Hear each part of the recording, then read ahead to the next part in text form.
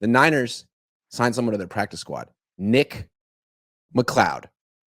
We know the Niners have some special teams issues. If they can just patch that up, they might win the Super Bowl. Here, in comes Nick McCloud. What do we know about Nick?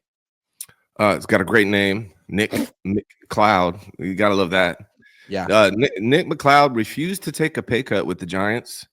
I don't know why they wanted him to take a pay cut. Obviously, maybe because they're like 0-9 or whatever they are, 2-7. I don't know. And they were trying to cut bait, but he refused to take a pay cut. Good for him.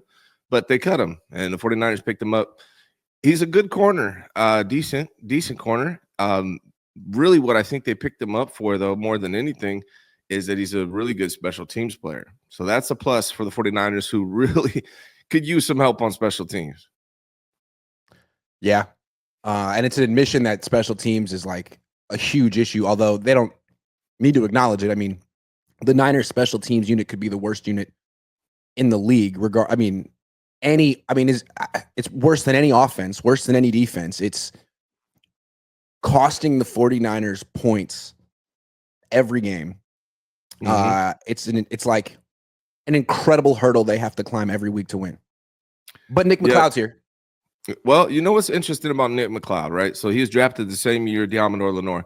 Let me read off some PFF career defensive grade numbers real quick. 2021, this is Demo. 2021, Demo 57.1.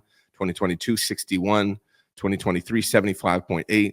And this year he's 67.6.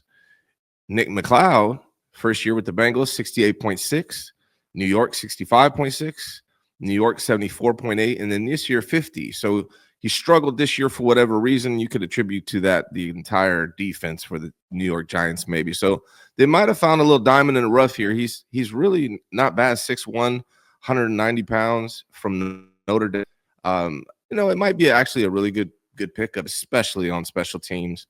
And then also, like, I don't know if the 49ers know what's necessarily going on with Charvarius Ward, how much time he's going to need to come back and play, but he can also help in that regard. Yeah, that could be another indicator.